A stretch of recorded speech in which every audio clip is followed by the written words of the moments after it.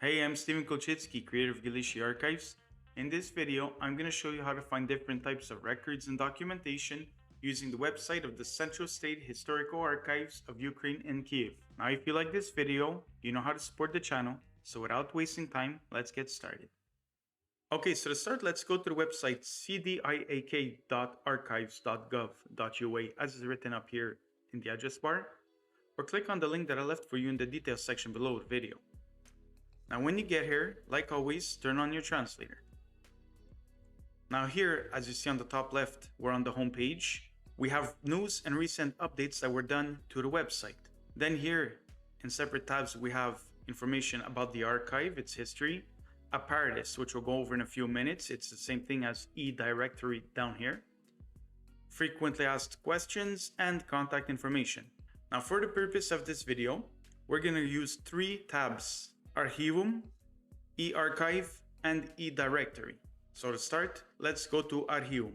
Now when we scroll down, we have Guidebook, Apparatus, and below that Popular Collections. But we won't go over this part in this video for now. Now under Guidebook, we have lists of groups of fonts, which we could go to by clicking on the titles. Now keep one thing in mind. You see here the way it's translated funds. This should actually be fonts with an O, and this is something I should have made a note of in my TS Dio video.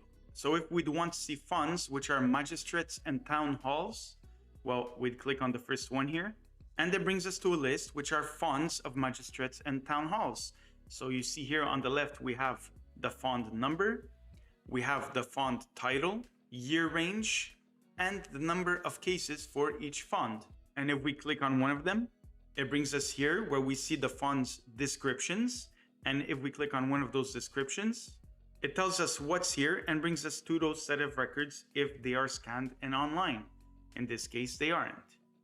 So let's go back. If I want to see the fonts that are of religious institutions, I'd click here, and it brings me to that specific collection of fonts. Now, if I were to click on the word Guidebook, it brings us to a nicer or more informative layout of those different groups of fonts. So here in the first one, magistrates and town halls, well, we see the number of fonts, cases, and complete year range. The same thing for all the other fonts. Now here under apparatus, if we click fonts, it brings us to the complete list of all fonts. And you see here it goes up to page 80. And up here we have a search bar.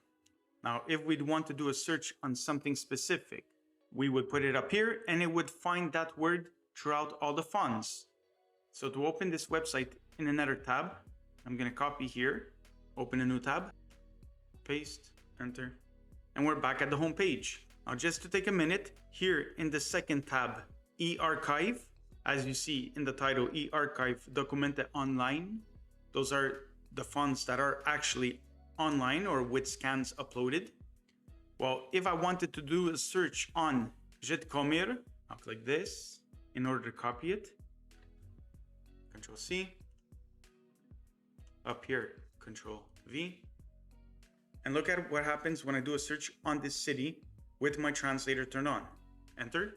I get no results. So basically, in a new tab, as I showed you in my TS style video, I'm going to look for the Ukrainian version of the name. So I could either go to Wikipedia or Google Maps or any other website that you might have up your sleeve will work too. And I'll select the Ukrainian version, Control C. I'll come back here and I could paste it either up here in the search bar or go back and paste here, Control V, enter.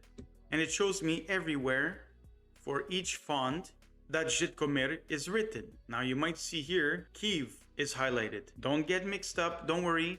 That's because of the translator. If I put this back to Ukrainian, well, you see everywhere that Zhytomyr is highlighted. But because of the translator, it kind of bugs. So just ignore that.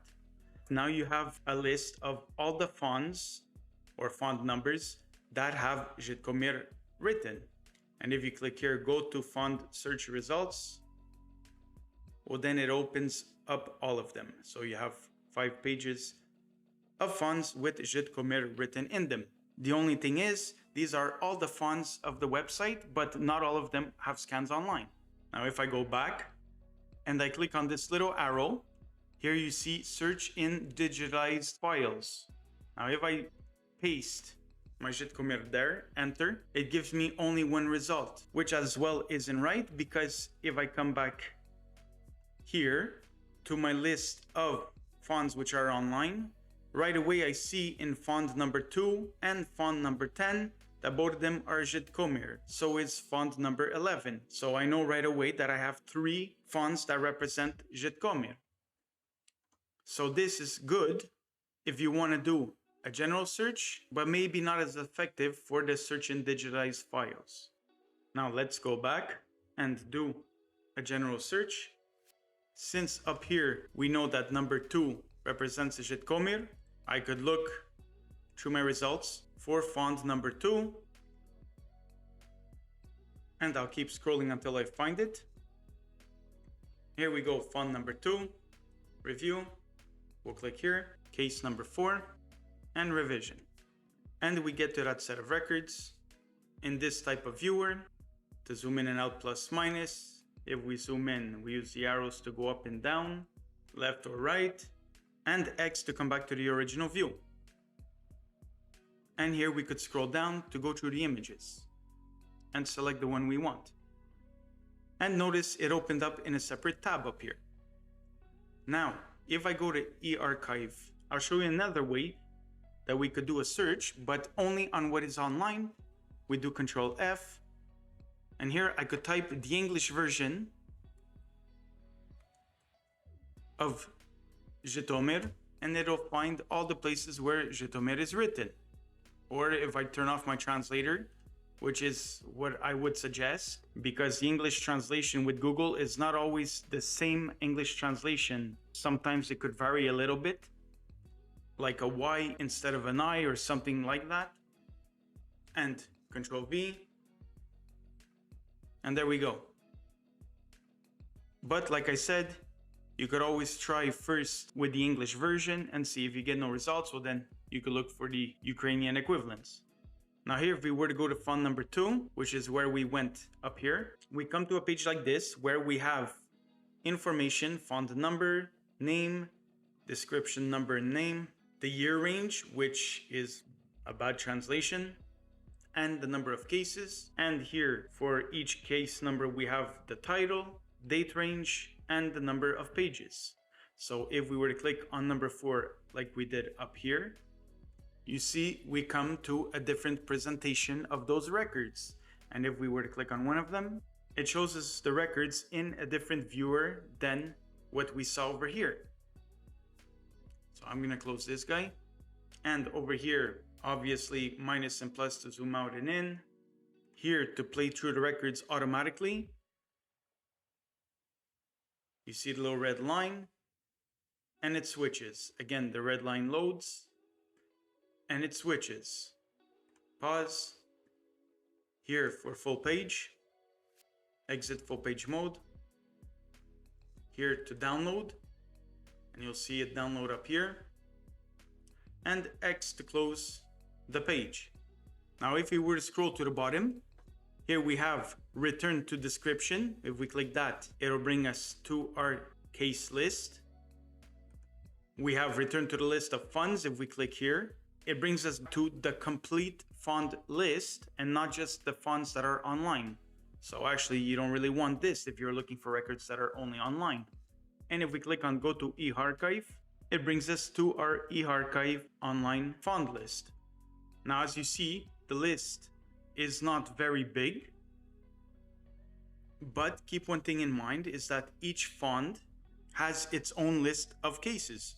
So if I were to click on font number 1, for example, here we have 2 different case numbers, each having several hundred pages of records. And here in the first one, we have registers of the Kingdom of Lithuania and Poland. The second one, illustration of the kingdoms of Russia, Belts, and Wołyń voivodeships. If I click on that, it brings us to those records. Get out of here. If I go to 11, Żytomir City Court, here we have more case numbers, all being pretty much metrical books or record books with their date ranges and number of pages. If I click on the first one, here we go. All right, get out of here. If we come here, Vinica City Court, let's go to number 5. And here we go. In this case, the document's in Polish, an older version of Polish. Let's go real quick over 2-3 more examples. Collection of metric books, 224. Again, we have several case numbers. Here we have metric books, and as you see, they're all Lutheran records. And we have Lutheran birth records for Kyiv.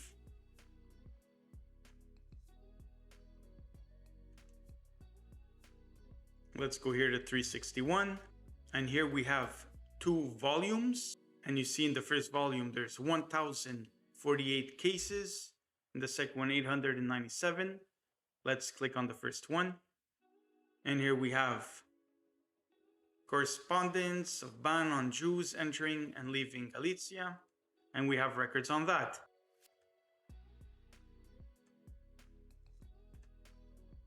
Okay. Let's go down. Let's take another one.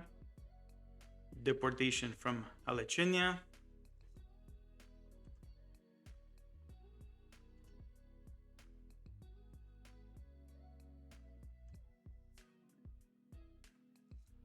And as we go lower, we have different types of metrical books for Jewish communities. So if I take the first one here, birth register of the community of Brovary. And we have our birth records. Now let's go back to our eArchive. And let's go back to the main page. Now here in eDirectory, as I said, this is pretty much the same thing as Apparatus up here.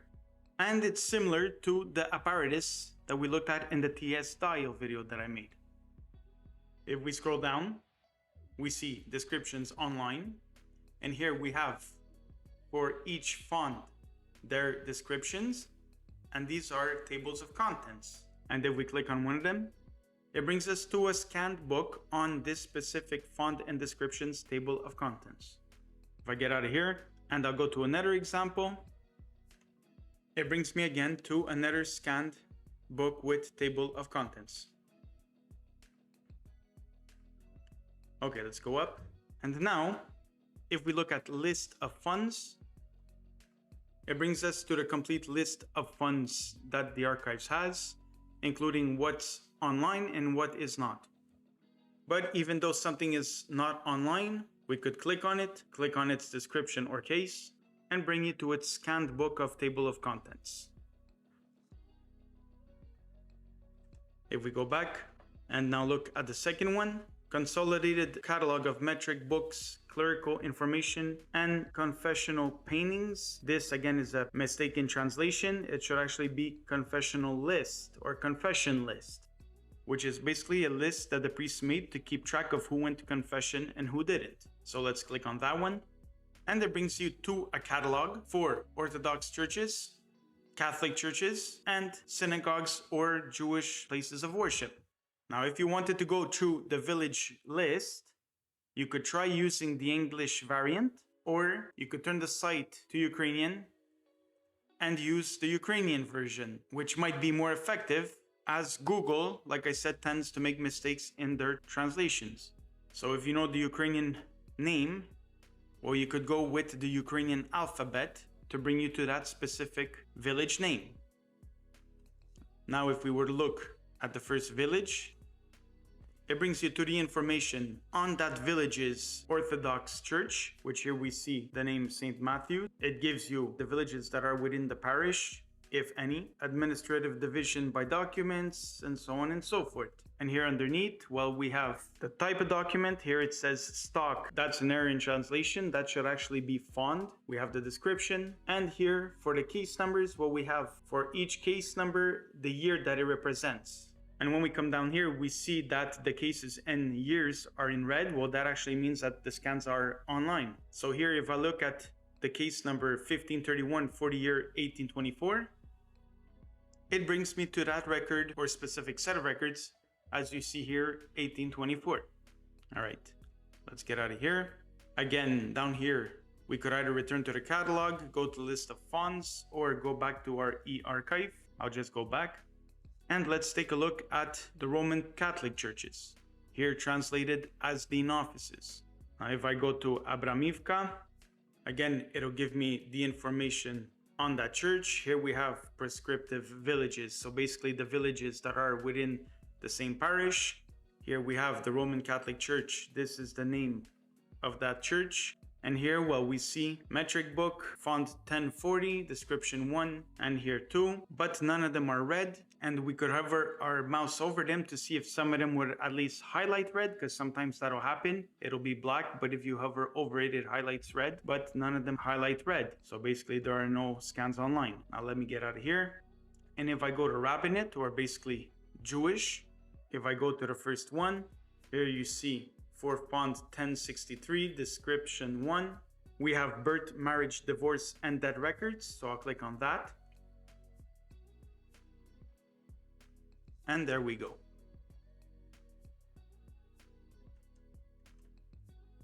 And one more time, like I said, if you'd want to find a certain village, Control F. You put the name of the village you could try with the English variant. Up here, if you have no results, we'll turn the site to Ukrainian, or in other words, turn off your translator and try with Ukrainian spelling. Now, if we look at the third point, it's the same thing as up here, but for religious communities in Kyiv. So if I click on that, you'll see that here, for some reason, my translator doesn't work. Maybe yours will, I don't know. But basically, just to go over these 5 tabs, well, here we have Orthodox Church, Roman Catholic. Here we have synagogues. Here we have Lutheran Evangelist, and here we have Mosque. So here under Orthodox Church, well, you see we have all the names of the different churches.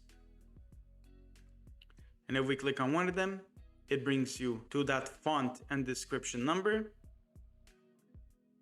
If we go up and click on another one, in this case the first one, well, again, the font, description number, all the case numbers with years that they represent, and so on. But as you see, well, they don't have any records online.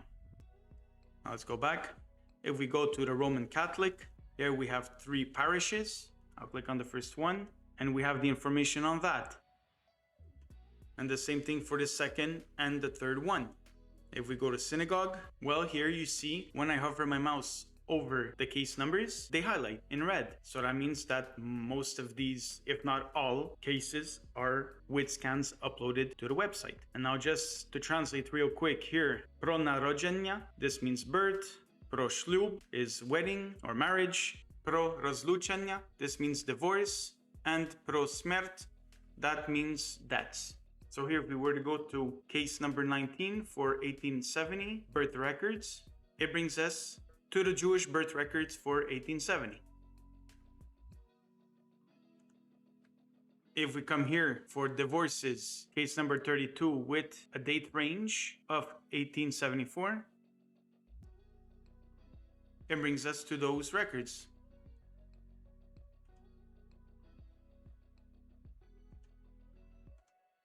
Now if I go up here to Lutheran Evangelist, we have a small set of records for font 224, description 2. As you see, they're online as well. So let's click on the first one here, case number 216, and there we go. Okay, and last but not least, if we go to Mosque, well, we have this one little record here, font 224, description 2, case 224, but it's not online. And if I click up here on Halovna Storinka, or main page, it brings us to our home page. And over here, e-service, well, if we click on that, this is basically if you want to have certain services from the archives, like getting a birth certificate, for example, or something with documents. And here you have an email address if you want to inquire, and you have application forms that they give you. And that, my friends, is in a nutshell how to use the CDIAC archives. Well, I hope you liked this video. I hope it gave you a better idea how to use this website and ease your journey in searching documents. So if you like this video, please give it a thumbs up. Do subscribe to the channel if you haven't already done so. Thank you for watching, and I hope to see you guys in the next video.